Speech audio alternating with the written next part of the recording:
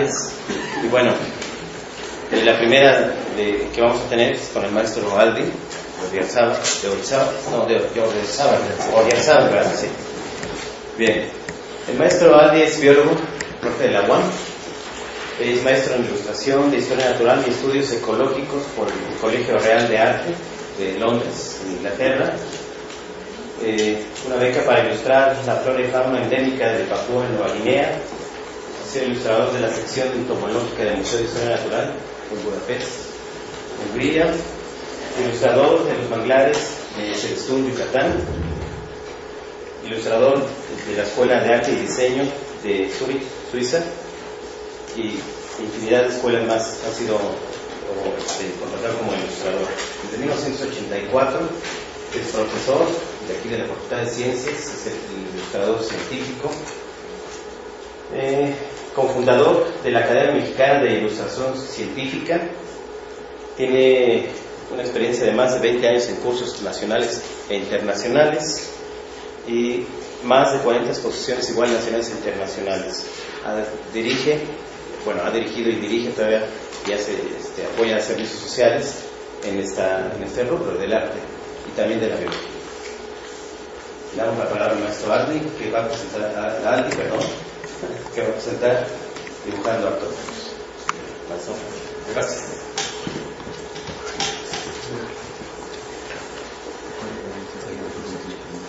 Cuando nosotros volteamos nuestros ojos y vemos el plumaje de un ave o una mariposa o un pez de arrecife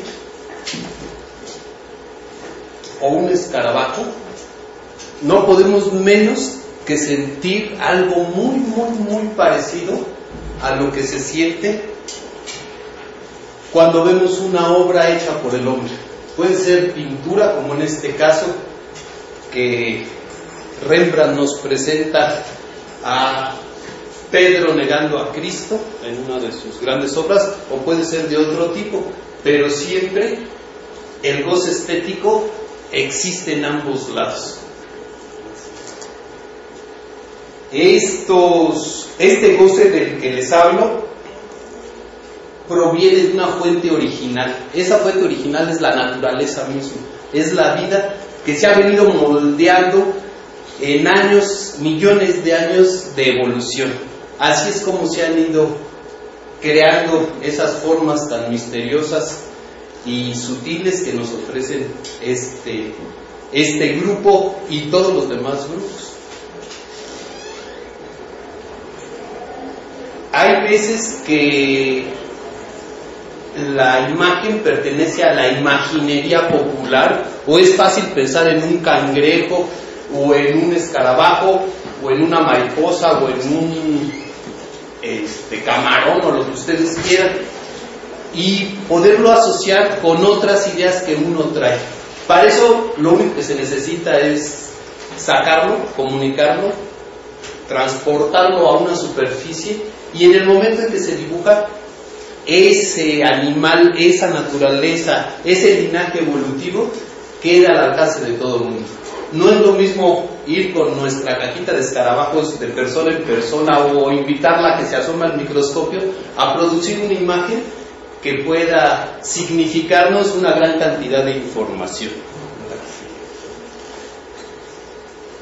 Esos recursos de la imaginería popular que están al alcance de todo el mundo, desde niños conocemos el cangrejo, pero si queremos saber de algún cangrejo en especial, o si queremos saber de una mosca en especial, o de algo más específico, entonces ya está más difícil y no está tan fácil y tan al alcance.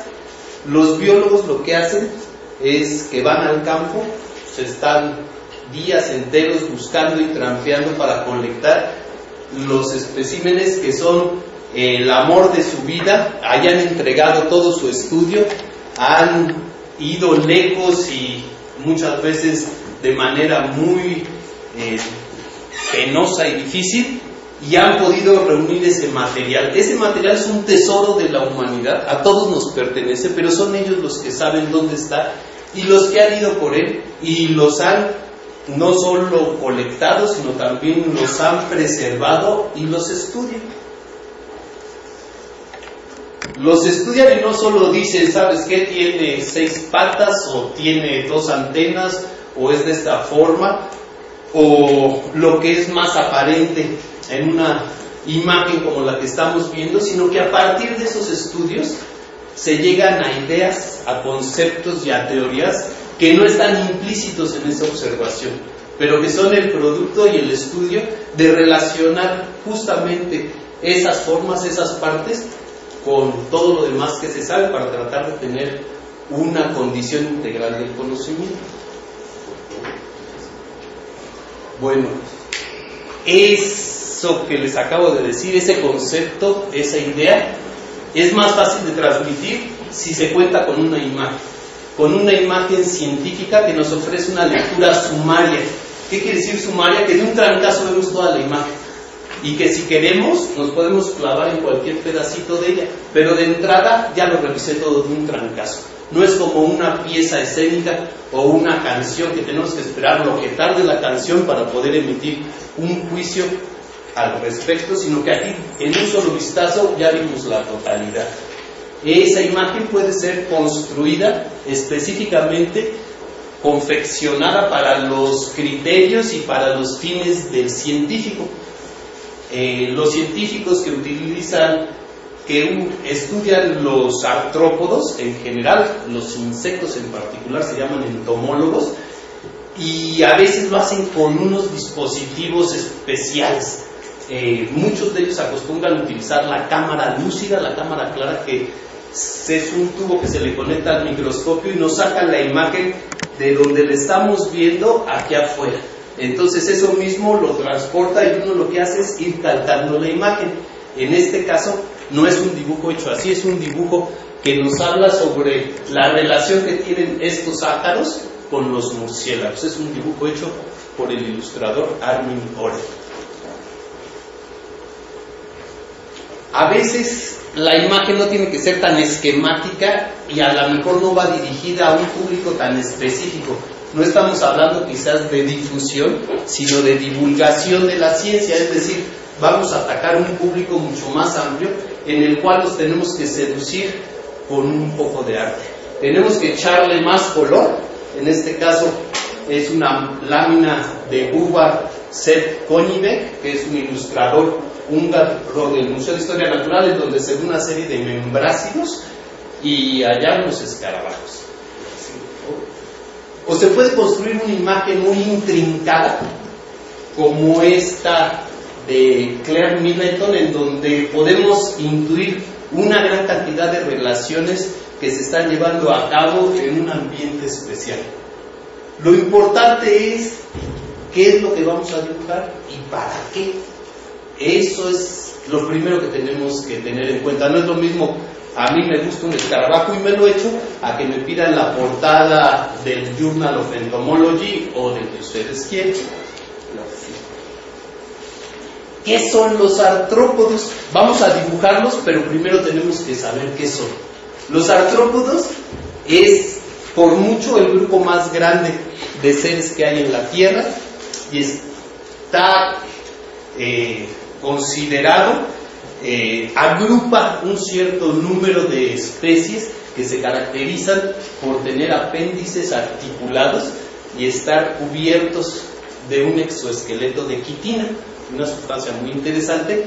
Y el grupo de los artrópodos se divide en 4. El primero son los crustáceos, que tienen... Aquí estoy bien cerquita, gracias. Los crustáceos, que tienen un caparazón muy...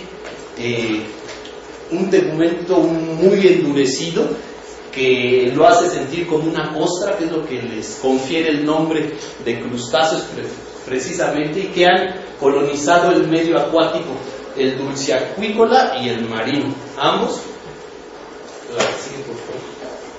en el que se encuentran pues los cangrejos, las langostas, en particular del género Homarus, los camarones, varios de esos seres, los arácnidos. Estamos viendo una serie de timbres. Lo bueno es que aquí tengo a los especialistas, entonces apenas me salga tantito, yo sé que me van a enderezar por si digo alguna burrada al respecto. pero tengo entendido que los ácaros ya no son tan emparentados de los arácnidos, de las arañas como tal, sino que ya formaron un grupo separado que se llama ácari, pero ambos son octópodos, o sea que tienen 8 patas. La que sigue, por favor. También se encuentran ahí los opiliones. Este es un dibujo en tinta china para una guía de microartrópodos. Los escorpiones. Este es una imagen, una pintura concebida y trabajada por Bernard Buran, un francés que nació en 1944 y murió en 1980 en París. Y los ácaros, que les decía, este es un grupo reducido también para una guía. Es un trabajo en tinta china sobre papel, en donde podemos ver un oribáquido, un trombídido, un ixódido, un anístido y un délido. El otro grupo es el de los miriápodos, que comprende los ciempiés, como este escolopendra, que se caracteriza por tener el cuerpo segmentado y tener un par de apéndices por segmento, y los milpiés, que tienen 2 pares por segmento y suelen ser, bueno, también habitan mucho la hojarasca, pero los ciempiés tienen unas partes bucales, unos apéndices que les sirven también para inyectar sustancias tóxicas, y los milpiés no carecen de ella. Aparte, en esta lámina está un grupo de los colémbolos, ¿sí?, de los insectos, que es el otro grupo del que quiero hablarles, y cucarachas. Estos todos están en el grupo de los insectos y grupos afines, y el otro es miriápodo. Dentro de los insectos hay muchos grupos. Está el de los lepidópteros. Esta es una mariposa Ornithoptera Goliath de Papúa Nueva Guinea. Las mariposas nocturnas. Esto es un bosquejo dibujado de panza así, en lo que la larva emergió y empezó a secarse las alas. Es un dibujo de este tamaño, hecho con acuarela. Los hemípteros o chinches. Este es un dibujo de Kathleen Schmidt. Los isópodos o cochinillas, también en tinta china. Y los escarabajos.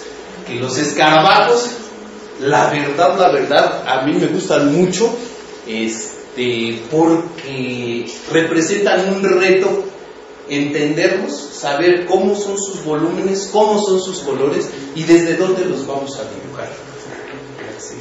Esta es una acuarela de un Gymnetosoma stellata, perdón, el anterior, es un cetonínido mexicano. ¿Desde cuándo se hacen escarabajos y desde cuándo se dibuja así? Esto es nuevo y de repente a mí me dio por hacerle, o aquí nos dio por hacerle caso a los científicos y dibujar lo que ellos nos estuvieron pidiendo, o existe una historia para esto. Fíjense que ya desde los griegos se dice que existía un gran pintor llamado Apeles, que tenía dibujada una mosca en el fresco que estaba pintando, y que no había quien al llegar le espantara la mosca, pensando que realmente estaba viva. Imagínense, para lograr eso al tamaño de una mosca y poder crear ese efecto. Bueno, hay muchos registros. La idea de esta plática no es extenderme en la historia de la ilustración científica dedicada a la entomología, sino más bien voy a hablar de algunos puntos claves en esa historia, y nos vamos a seguir a lo que nos truje Chencha, que es cómo dibujarlos. Este dibujo fue hecho por Alberto Durero, alemán del siglo XV y XVI, en donde se empezaron a preocupar, ahí en el Renacimiento, por conocer la verdad de las cosas a través de la naturaleza. Es decir, los pintores de aquella época se ufanaban de saberse capaces de dibujar lo que fuera y obtenerlo simplemente porque lo conseguían de tal forma que convencían al más escéptico. Entonces ellos se buscaban las texturas de por sí difíciles, como el cristal o el metal o las pieles de animales, para poderlo representar, y lo representaban con gran calidad y tino. Entonces ahí también no quiero tampoco hablar de Leonardo DiCaprio en este momento, sino concentrarme en que en ese punto hubieron muchas personas que se preocuparon por revelar las formas naturales con gran precisión. Y fue justamente una alemana llamada María Sibila Merian, que era hija de un experto en tinciones de telas y de pigmentos, que se preocupó desde los 3 años. Se murió su papá y a ella le dio por el color y empezó a mezclar y empezó a hacerle para tratar de reproducir exactamente lo que ella veía como ella lo veía. Dicen de ella que una vez, en su afán por lograr esa veracidad, se saltó a la barda, al jardín de los vecinos, y se puso a dibujar un tulipán. Ella, aunque nació en Alemania, se fue muy pronto a Holanda y ahí estaba dibujando el tulipán, ¿verdad? En Holanda es como que todo ya coincide, y dibujándolo llegaron los gendarmes y que me la apañan, y entonces ella queda sorprendida y pues a la cárcel, oye, pero a la cárcel. Y ya en la cárcel llegaron los peritos, se juntó el abogado con el defensor y con toda la parentela, y dijeron, bueno, a ver, pues ¿qué estabas dibujando? Pues esto. Dijeron, ay, híjole, llégale, estás excomulgada de todos los preceptos que no tienen que ver con la justicia. Tú eres artista, dedícate a lo que sabes hacer. Entonces inmediatamente consiguió un viaje para poder ir a la Guayana holandesa, a Surinam, precisamente en América del Sur, en la costa este de América del Sur, en donde estuvo como entre 2 y 3 años, y regresó a Alemania a publicar Las mariposas de Surinam. Fíjense que estoy hablando desde el 1600 y cacho, y desde ese entonces a ella le interesó mucho la metamorfosis, ese complejo en la cual cambian los artrópodos y van mudando y van siguiendo un ciclo, y a ella le interesó, y no solo dibujó la mariposa, sino todo lo que estaba relacionado con ella. Bueno, justo por esas épocas, en el norte de Italia y en el sur de los Países Bajos, de Bélgica y de Alemania, las personas que se dedicaron a la alquimia, las personas que empezaron a construir materiales, a hacer reacciones, a probar, a tratar de buscar el oro de donde no existía, desarrollaron un sistema para poder calcular y calibrar instrumentos de gran precisión que les permitieron hacer más ciencia, o una ciencia más precisa. En esas épocas, les estoy hablando de los 1600 y cacho, se construyeron los primeros telescopios y los primeros microscopios. Este microscopio es uno de los 550 que construyó Van Leeuwenhoek, Anton van Leeuwenhoek, un holandés. Bueno, justamente cuando se construyeron estos aparatos, se pudieron ver cosas que antes no se podían ver. Una de esas cosas son nuestras huellas dactilares, que están en el límite entre lo que podemos ver a ojo pelón y lo que ya necesitamos una lupa o un microscopio para entrar. Entonces, ahorita lo que están viendo es una huella dactilar de un koala. La que sigue, por favor. Al desarrollar esos sistemas, entonces pudieron entrarle a estudiar otro tipo de animales mucho más pequeños. Si ustedes checan la colección, nada más de verla se darán cuenta que es una gran minuciosidad y una gran paciencia el poder colectar, a ver cómo encuentran esto de la hojarasca o del donde se encuentre, lo separan, lo estudian, lo acomodan, lo identifican y hacen todo lo que hacen y lo montan ahí, es un trabajazazo. Y vean, este es un pedacito lo que les estoy enseñando. sí, pero ahora ya lo podían ver y entonces pudieron entrarle a ver unas estructuras que antes no existían. Pero fíjense que lo que ahora nos parece muy común de dibujar algo y hacerlo grande y entenderlo como que está a una escala, antes no se podía entender así. Decían, ¿esto qué es? Eso no sé qué es. Entonces tenían que poner esto mismo al tamaño natural, esto mismo al tamaño natural, para que vieran cuál era esa relación, porque si no, no existía ese anclaje para comprender que eso que estaban viendo grande era justo eso que a simple vista lucía de esa manera. Ahora tenemos otro tipo de instrumentos, han evolucionado bastante, no solo los microscopios, sino también las fuentes de luz y ciertos aparatos calibradores y de referencia que son muy muy útiles para todos los entomólogos. Esto resulta demasiado común, pero es una base con un imán y con un soporte para poder clavar allí el escarabajo. Se puede quedar así y nosotros lo podemos mover como queramos para poder escudriñar al escarabajo por todos lados. Antes de que existiera esto, o aún existiendo esto, pero ingeniándoselas o no teniéndolo, se puede sustituir por un cacho de plastilina pelmazada y ahí se clava el alfiler y uno se las tiene que ingeniar. Fíjense que lo más difícil para mí de dibujar los artrópodos, sobre todo los pequeños, es cómo los acomodamos para poderlos dibujar, porque generalmente son de talla muy pequeña, ¿sí?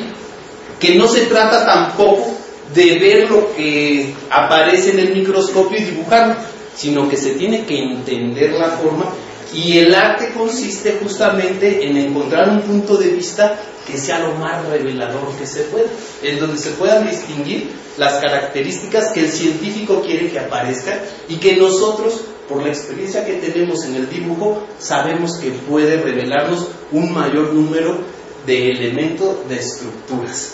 Este es un dibujo de Nick Hepp, suizo de la Escuela de Arte y Diseño de Zurich. Podemos ir todavía más fino. La pulga, pues ya saben que es chiquita, pero medio la vemos saltar. Y aquí, este curculiónido, este escarabajo curculiónido alcidodes, es una especie que aún no ha sido determinada, pero mide 7.2 o 7.22 milímetros. La que sigue, por favor, hecho con tinta china. O esta avispa milimétrica, que mide menos de 2 milímetros. Yo sé que ustedes son escépticos y a lo mejor no me creen. Ahí está, se las paso para que le chequen todas las estructuras. Fíjense que el chiste de esto, como les decía anteriormente, es cómo le hacemos para dibujarla así. Dibujarla está difícil, pero como les digo, verla para dibujarla es muy complicado. Esa avispa, ahí donde está, y ahorita la van a checar, está sobre un triangulito de papel, pero la avispa está así. Y para poderla dibujar así, hay que quebrarse la cabeza y trabajar muy estrechamente con el científico, porque él es el que sabe cómo va. A mí me gusta el dibujo y cada vez entiendo más de eso, pero él es el que le sabe y él es el que quiere que aparezca eso que sabe en su imagen. Entonces, hay partes que yo nunca vi. Más bien le dije, oye, yo no entiendo, ni veo, ni comprendo qué hay ahí. Y me dijo, no, es bien fácil, es como así. Dije, ¿como así, así? Ah, bueno, pues si lo dice. Y yo se la puse y me dijo, sí, perfecto. Y ya, esta imagen es de la Silaephalus triociphallus.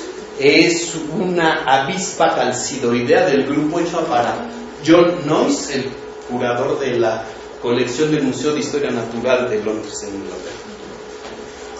Hay otras propuestas artísticas en donde se revelan las mismas características, pero con otro formato. Esto mide pues como de Atiaca. Es un inglés que se llama Mark Fernington, el que lo dibujó con óleo y no necesita que la gente piense que está vivo. De hecho, en algunas de sus otras obras se le ve el alfiler atravesándole, y eso es lo de menos. Lo que importa es justamente aumentar el tamaño, y no es lo mismo dibujarlo para una publicación que puede quedar en un plano, en un libro, en una revista, que hacerlo para exponer de este tamaño y uno lo ve a la distancia y le hace pensar otras cosas.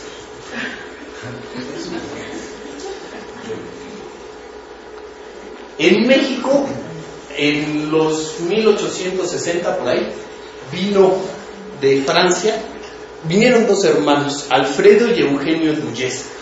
Ellos estudiaron arte en las escuelas europeas, eran médicos y vinieron, trabajaron sobre todo en Guanajuato. Alfredo se dedicó más a la zoología y también le entró a la botánica, un estupendo ilustrador, pero Eugenio le metió a los escarabajos. Esta lámina me fue proporcionada muy generosamente por el doctor Santiago Zaragoza, a quien le debo justamente el que nos haya permitido verla, y es asombroso la manera en que él dibuja no solo el escarabajo en cuestión, que está dibujado en escala 1 a 1, o sea, del mismo tamaño, sino que además dibuja cada una de las partes que constituyen al escarabajo. Se puede decir que él dibuja un auto por partes y después lo ensambla. Conoce cada una de las partes que forman las estructuras del coleóptero, que es el nombre más adecuado, y entonces esas las pone en blanco y negro y le da características finas y artísticas a su línea, y aparte dibuja el organismo completo a color. Entonces, ¿cuáles son los problemas que tenemos cuando vamos a dibujar? Yo les decía que para mí, ya que uno sabe dilucidar las formas geométricas de la naturaleza y sabe cómo representarlas, entonces nos encontramos que los entomólogos, una vez que colectan los ejemplares, los almacenan de dos maneras. Cuando son para estudio, así como se secan, quedan medio encogidos y así los alfileretean, les atraviesan del lado derecho de su élitro. Su élitro son las partes que cubren las alas, que están endurecidas, y esa aguja, ese alfiler entomológico atraviesa el élitro, atraviesa el cuerpo y sale entre el segundo y el tercer par de patas. Bueno, pues cuando es para estudio, así los guardan y caben muchos, pero cuando es para exhibición, entonces los tienen que montar y poner como si estuvieran vivos o como si estuvieran en su máximo esplendor. Así, para hacer eso, si se colectó el ejemplar hace mucho, hay que reblandecer. Se reblandece en cámaras húmedas, que simplemente es arena o papel higiénico mojado y se deja ahí por algunos días, dependiendo del tamaño del animal. O también se puede hacer con el líquido de Barber, que simplemente tiene agua, alcohol, benceno y ácido acético o algo por ahí. Y también se puede hervir el ejemplar en agua, pero no por mucho tiempo porque se nos chamusca, y después con mucho cuidado se le van abriendo las extremidades y ya que quedan como queremos, ¡bac!, le alfilereteamos. No siempre se puede hacer esto. Entonces, si nosotros queremos dibujar la Catarina, y la Catarina que nos están dando, o las Catarinas que nos están dando, tienen las patas así, y yo la quiero dibujar viva así, entonces agarro a la Catarina, la monto en uno de esos y le hago de tal manera que esta pata me quede como yo la quiero, dibujo este pedazo por fuera, como están aquí, ejemplificadas, y después se le empotro al cuerpo de la Catarina, la que sigue. Si el trabajo que necesito resolver es de gran precisión, entonces no me arriesgo, y antes de meterme a la acuarela y hacer la lámina final en un formato amplificado y con toda la intención y la capacidad que se pueda, se hacen pruebas en fotocopias en donde se resuelven todos los problemas a los que nos vamos a enfrentar más tarde. Es decir, cómo va a ser el volumen, desde dónde le voy a poner la luz para que esa luz me sirva para poder representar justamente las estructuras que quiero, pero también me interesa que la luz venga de atrás del ejemplar para que nos arroje una sombra hacia el frente y esa sombra nos proporcione información de la estructura del cuerpo del animal. ¿Por qué? Porque si, por ejemplo, está así la Catarina y yo le echo la luz de acá y se proyecta hacia atrás, pues no me dice nada la sombra, pero si le hago al revés y la luz viene de arriba y de atrás y esto lo proyecto acá, la sombra que esté pegada a mi mano va a ser más oscura y como esto sube, esto se aclara. Ya solo de ver la sombra yo ya me entero más, además que favorece el efecto de tridimensionalidad. Entonces, ¿qué recomiendo yo para dibujar artrópodos o para dibujar lo que sea? Hay que dibujar las cosas de la fuente original y vivas. Me van a decir, pues no me sale, si está quieto. Ahora vivo, ¿cómo? Bueno, ¿por qué vivo? Pues si ya lo tengo ahí quieto y además lo puedo manipular como me dé la gana. Fíjense que los escarabajos, en general, hay muy pocos grupos que cambian de color una vez muertos, pero cambian hasta eso muy poco. Y también de los ojos, cuando están vivos, los ojos los tienen más oscuros y al morir se aclaran un poco y hay que tomarlo eso en cuenta al dibujar. Pero fuera de eso, están prácticamente igual que cuando están vivos, que es una gran ventaja si lo comparan con otro grupo de seres como las ballenas o los calamares. A ver, dibújate eso, a ver cómo lo haces. Aquí es una gran ventaja, entonces los podemos ver de cerca, nos podemos meter al microscopio y podemos realmente extraerle todo lo que le podamos ver. Entonces, yo sí recomiendo que se hagan bocetos en vivo. Estos, ahí dice, fueron hechos en Costa Rica. También de animales donde no nos lo esperamos, es bueno siempre llevar un cuadernito y una pluma, un lápiz, para que así como lo veamos, lo podamos dibujar. Ahí dice el nombre. Esto era una caña de azúcar, no le puse realmente importancia a la caña, más bien me interesaba el escarabajo. Estos fueron unos apuntes hechos en Papúa Nueva Guinea, para también dilucidar el ciclo de vida de esta mariposa que se llama Papilio aegerus, pero fueron apuntes tomados en un mariposario con esas mariposas vivas, que es muy diferente a tener la mariposa ya bien taxidermizada. Este es Polyphylla hammondi, que también está hecho a partir de ejemplares que vagaban en la vida por el mundo. Y se pueden hacer también de ejemplares ya preparados. Esta obra, este escarabajo, es de Elaine Hodges, quien escribió el gran tratado del gremio de los ilustradores científicos. Es casi como que la Biblia de los ilustradores científicos. O puede ser que uno mismo se dé cuenta de algo en la naturaleza sin ser tan científico y saber que vale la pena dibujarlo. Esta lámina fue preparada por el ilustrador húngaro Pál János y es de unos esfingidios. Él fue y colectó en la Ciudad de México y se dio cuenta de algunas de sus características, entonces quiso esquematizarlo a través de esta lámina. Curiosamente, él utiliza para la realización de este tipo de láminas bolígrafos de colores y acrílico diluido como si fuera acuarela. Se puede trabajar para una serie que sea comisionada por un investigador en especial, como esta que hice de los estafilínidos, empezando por el Oxyporus,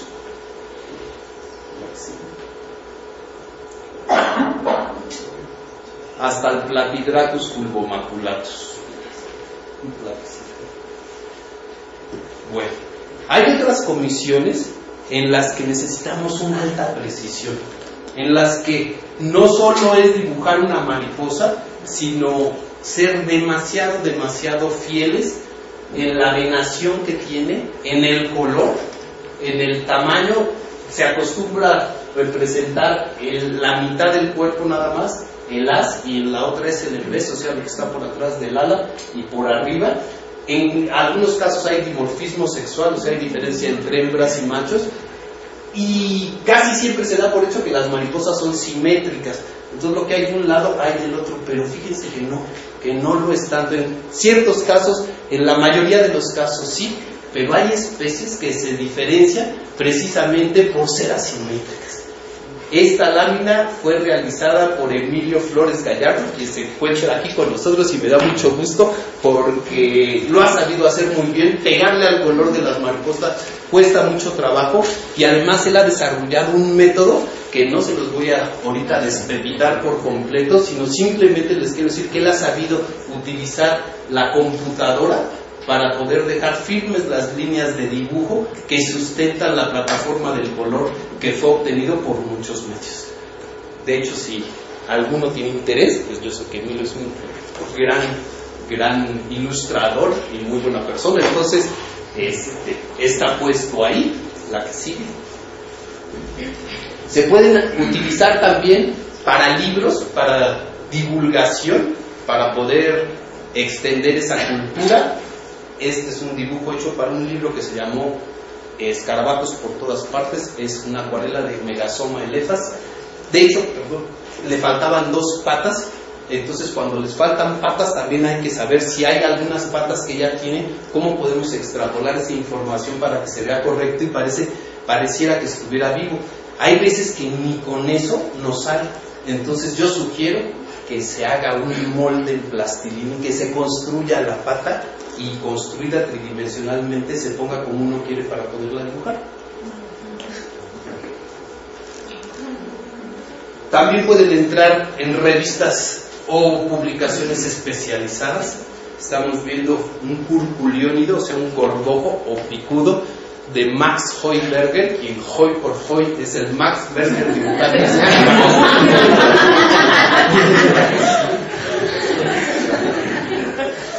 O el Oryctes, que es una de las imágenes más poderosas de Bernard Durand, un ilustrador francés también que de gran trayectoria.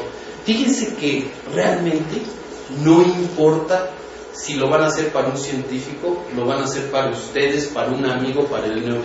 El chiste es que ustedes sepan qué es lo que les falla, qué es lo que no les sale al dibujar para que trabajen en eso y cada dibujo se aproximen más, se acerquen más a vencer esa deficiencia. No necesariamente les digo que es para trabajar en concordancia con un científico, aunque ahí está la chamba, los científicos nos utilizan para poder hacer esas representaciones, sino que el dibujo en sí es un buen pretexto para poder recrear un mundo paralelo que nos permite conocer al mundo directamente, no tiene que ser a través del científico y nos puede hacer mejor personas. Muchas gracias.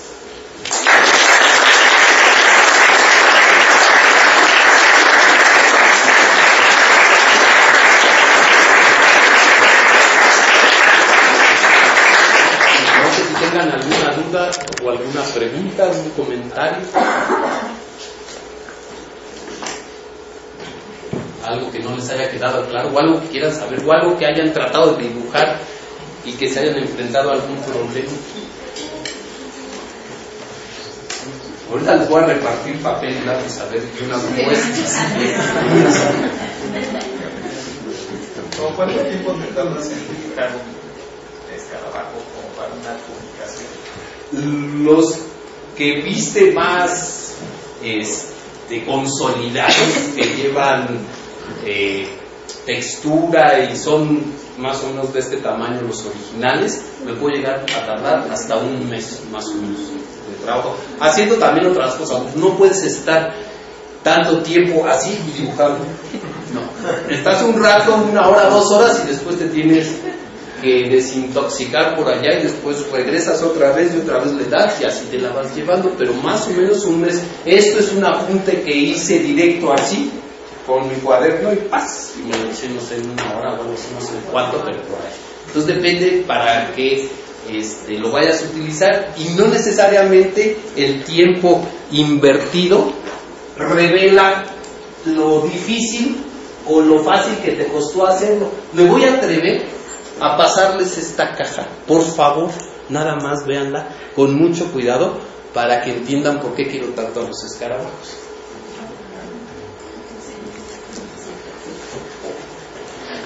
Sí, dime, señor. Buenos días, gracias por la plática.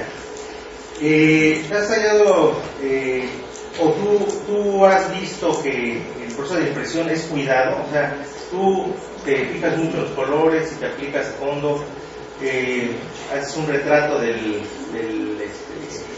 artrópodo, del insecto, y te muestras con que en la hora de publicación te cambiaron todos los colores. ¿Te has hallado con eso? ¿Es común? No solo con eso, sino que los editores les ponen y les quitan lo que quieren. Y hay que ponerse bien abusados porque esos son derechos de autor.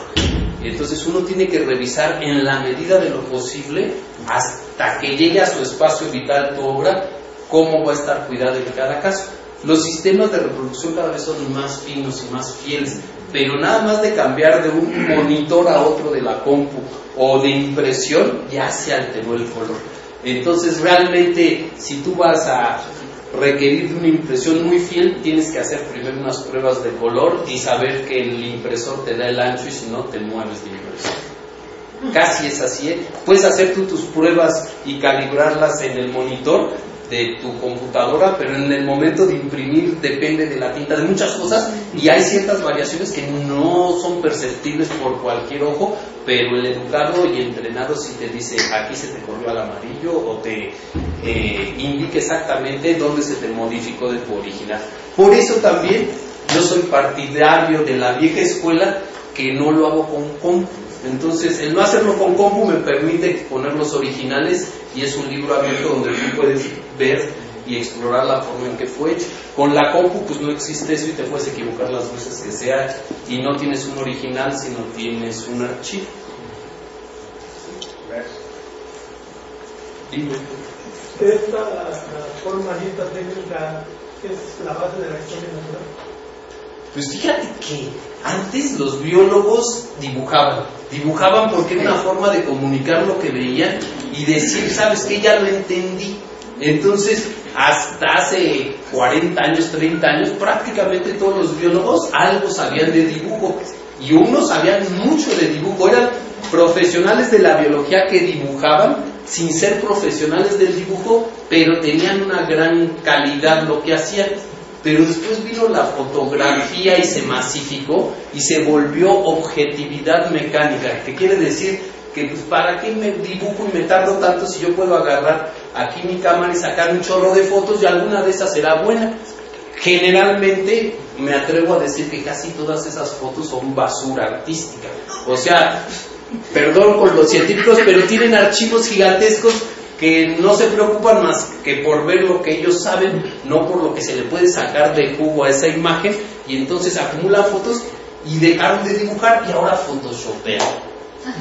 ¿Sí? Pero realmente los científicos que quieren transmitir esa información se dedican también a dibujar y saben que ese es un método muy directo, y si no lo hacen, piden a profesionales del dibujo que lo hagan para poder ejemplificar. Cuando se los piden, les molesta mucho los errores de comisión más que los de omisión.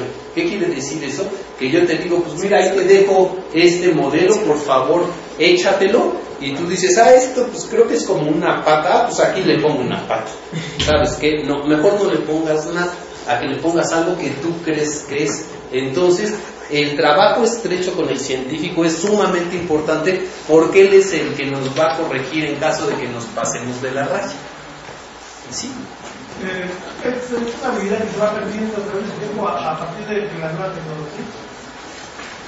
Pues no la ha sustituido todavía. Yo cada vez tengo más trabajo y más proyectos, porque son culturas diferentes, son medios que te permiten decir las cosas de una manera distinta. Entonces son fronteras que se están como que diluyendo un poco, pero no son sustitutos unas de otras, sino coexisten en un espacio y cada una cumple una función distinta. No sé si tengo experiencia en el caso de artrópodos que ya están extintos y que la fuente para dibujarlos son fósiles, en los que muchas veces no se notan muy bien las estructuras. ¿Cómo se resuelve eso? todo es reconstrucción como extrapolación, como si reconstruyes un sitio arqueológico. Es decir, te basas en las evidencias, o como dibujaban antes los naturalistas, como le hacía Cuvier y Buffon, que a partir de un cachito de una pezuña te decían cómo era el animal. ¿Sí? Y eso es inducción y también evidencias para saber por qué te atreves a decir que eso va así. Esa es un poco especulación, pero nos arroja luz sobre el conocimiento y que generalmente esas representaciones después son modificadas en cuanto la ciencia encuentre evidencias para construir la imagen de otra manera. Por ejemplo, la cola de los dinosaurios. Antes todos los dinosaurios, o casi todos, los dibujaban arrastrando la cola. Ahora se sabe que no la arrastraban. Entonces, si tú ves las láminas actuales, ninguno la arrastra. Y casi de ver la imagen sabes la época. ¿Sí? Hay un caso muy característico del rinoceronte de Alberto Durero, que dibujó, es muy famoso, lo dibujó de oídas. Alguien le platicó, mira, es un animal acorazado y tiene un cuerno, así como un retrato hablado. Entonces se lo echó y se le pasó y le puso aquí una espinita. 200 años se tardó esa imagen en ser corregida.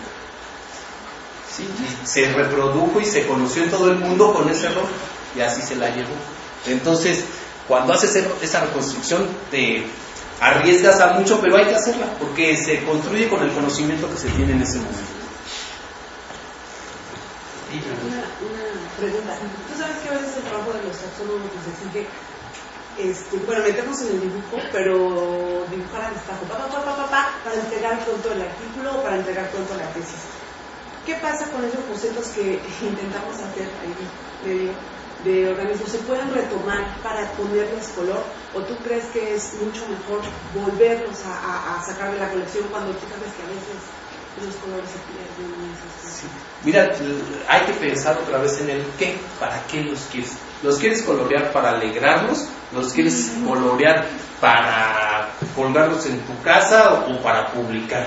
Entonces tú tienes que responder primero esa pregunta y de acuerdo a eso yo te voy a decir que me encantaría además poderlo compartir con los científicos que dibujan qué cosas se le puede hacer a su dibujo para que tenga más calidad, que no está peleada la estética con ese conocimiento. Y es justamente, si se acuerdan del dibujo que les mostré del murciélago con los ácaros, es un dibujo bastante sencillo, pero tiene una fuerza tremenda y está hecho con una línea muy bien cuidada.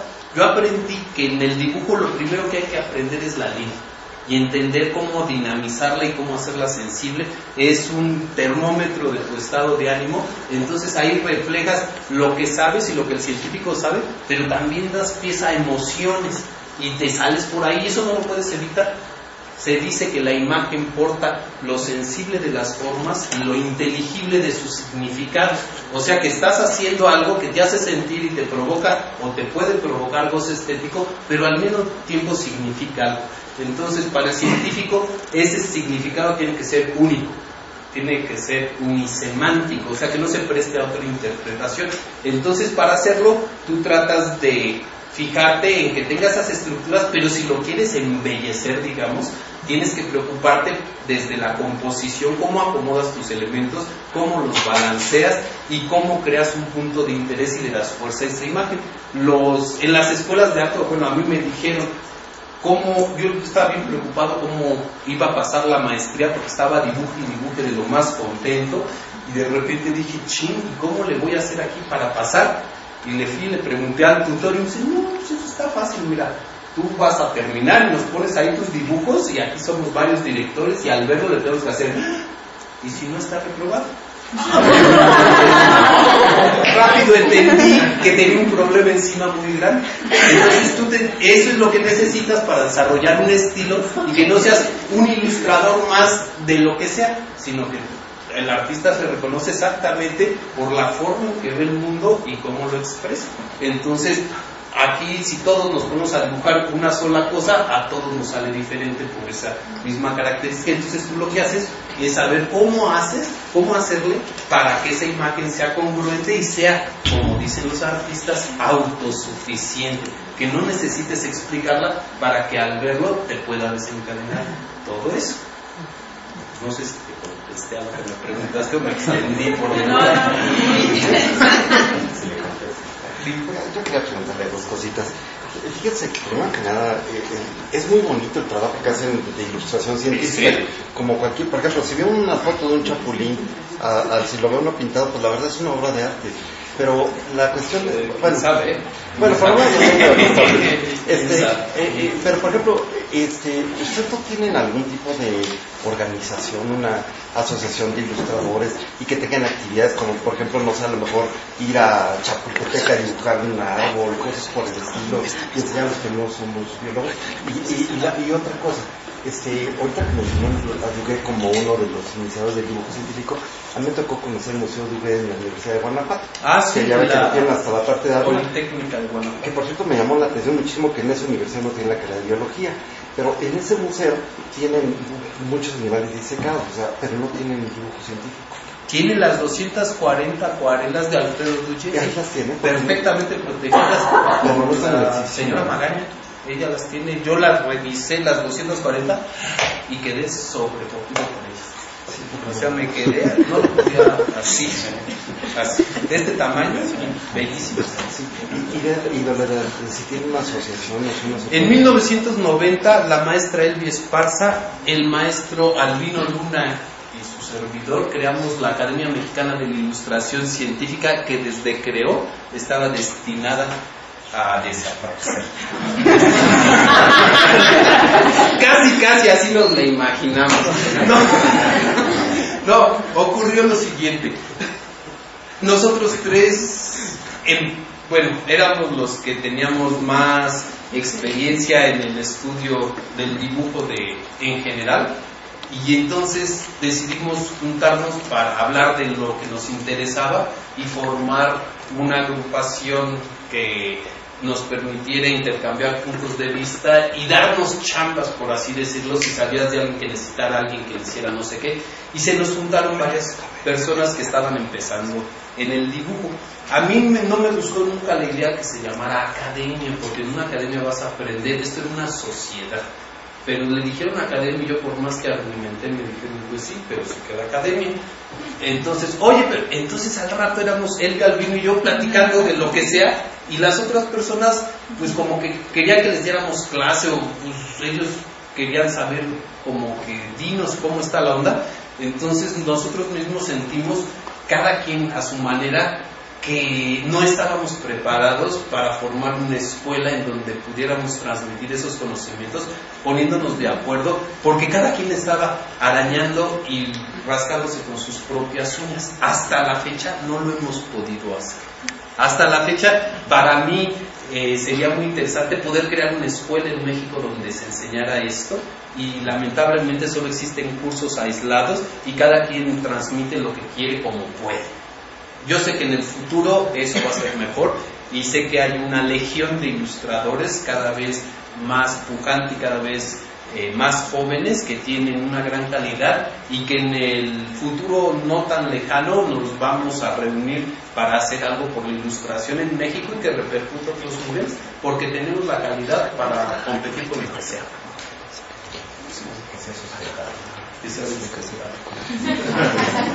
Vamos a darle un aplauso.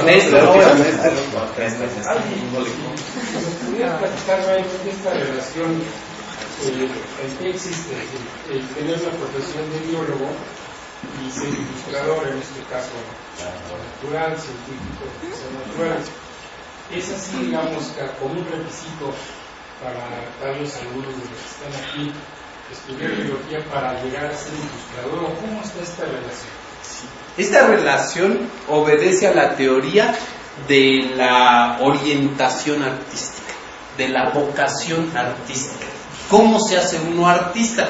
¿Cómo se hace uno biólogo? Aquí todos lo saben, ¿sí? Cuando uno es pequeño y quiere ser biólogo, se hace preguntas, se estudia la naturaleza y dice, oye, ¿por qué esto? Y así se la pasa y anota cosas así. Y el artista no, el que va a ser artista se la pasa en el lado de lo sensible y se acerca, en este caso, a la imagen.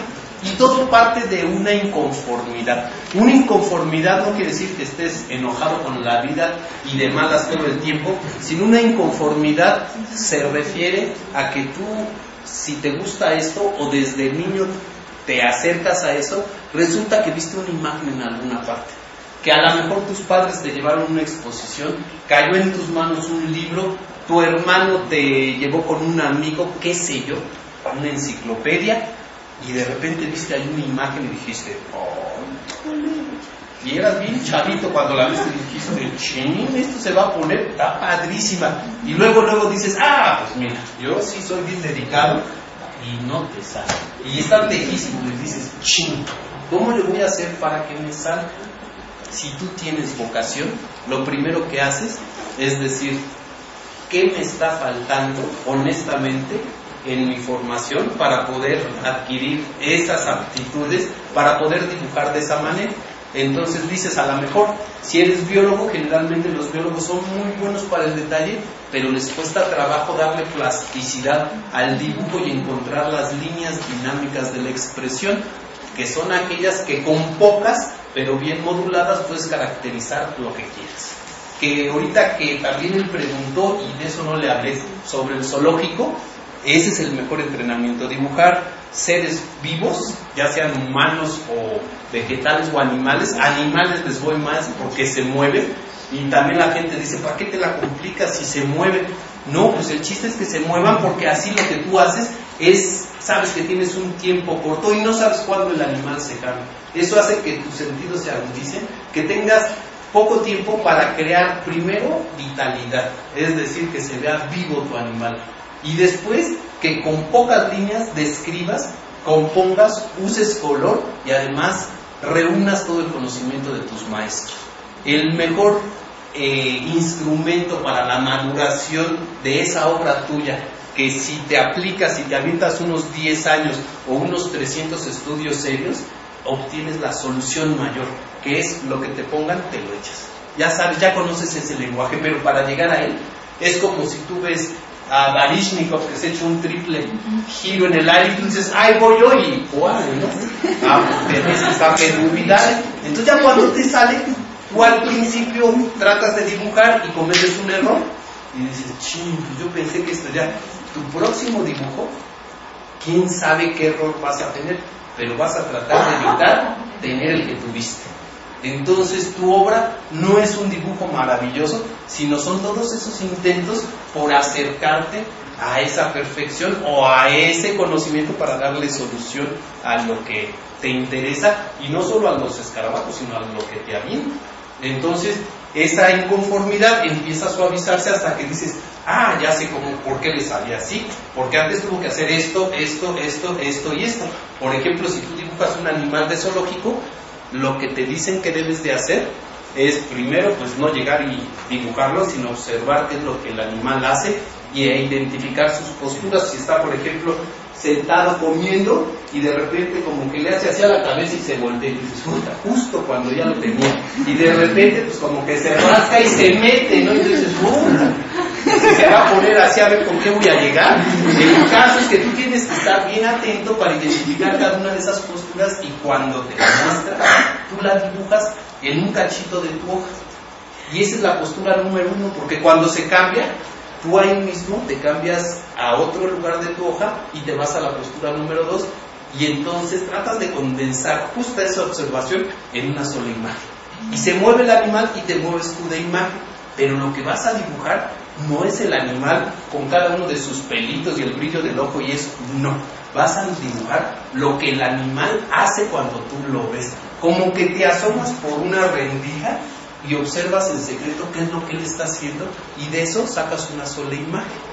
Entonces el mejor instrumento para madurar eso es la autocrítica. Es decir, que tengas un maestro, ¿no? Tú seas capaz de reconocer tus errores y decir, sí, aquí de plano la regué gachísimo, tengo que ver cómo le hago para que ya no me vuelva a pasar. Voy a usar, te voy a hacer otra pregunta.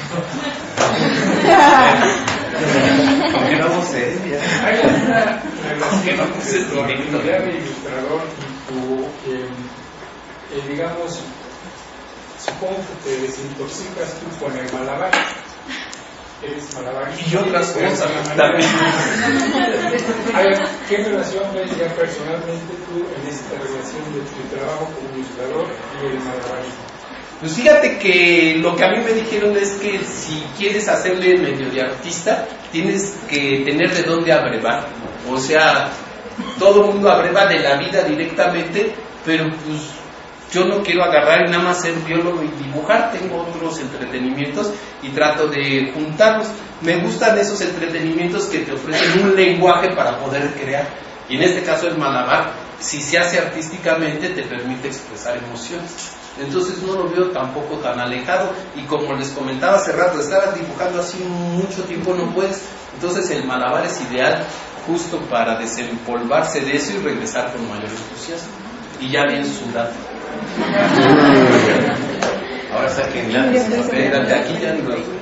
Sí, el chiste es que no te dejen terminar. Sí, no, yo más que nada una sugerencia. Yo estoy en una asociación civil que se dedica a trabajar con animales en peligro de extinción.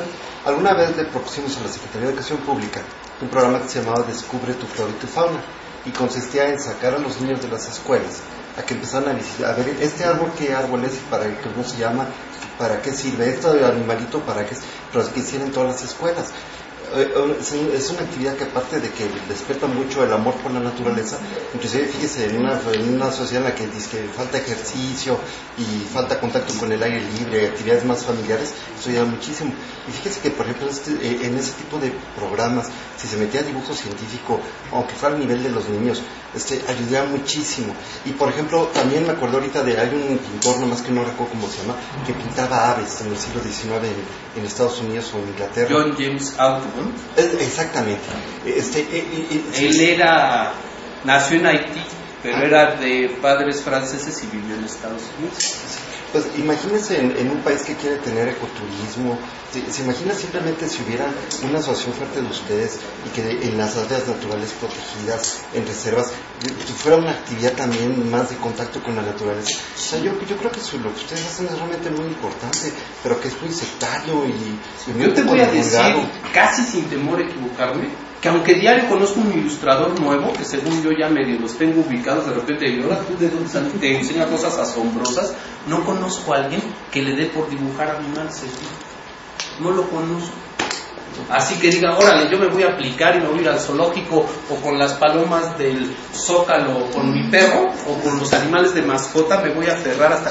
No, lo que han hecho ha sido dibujar de fotografías. Y el ilustrador actual, eso es lo que hace, y a mí me da mucho coraje, porque eso no es ser artista, eso es ser buen copista. Sí, pero el arte está en otro lugar. Sí, y es que además tomar una fotografía a dibujarlo hay mucha diferencia. O sea, en la fotografía cualquiera, en cambio esto es meter el espíritu, meter el cariño. O sea, realmente yo creo que es muy importante lo que ustedes hacen. Gracias. ¿La ilustración científica se le puede considerar como un arte independiente? Cuando le pones el científica ya se ve que estás al lado del investigador. Entonces no tienes esa libertad para tú asociar los elementos que ves de la naturaleza como tú quieres, que esa es como una premisa del arte. Entonces sí lo siento artístico, pero lo siento muy dependiente de los científicos. De hecho, si tú le pides a un artista plástico que dibuje lo mismo que tú estás dibujando para el científico, él te lo va a dibujar diferente, porque no le va a poner el saber que el científico sabe y que tiene que aparecer en ese dibujo. Y como te digo, para mí sobre todo es el paso que sigue cuando ya uno dibuja científico y ya le sabe, es alejarse de él y hacerlo poético, ¿sí? Porque el discurso que sostiene la imagen científica es la naturaleza misma. La naturaleza del hombre no es esa, la naturaleza del hombre es asociar y crear otras realidades paralelas. Entonces yo creo que ahí tenemos mucho que dar. Bueno, sí, ya.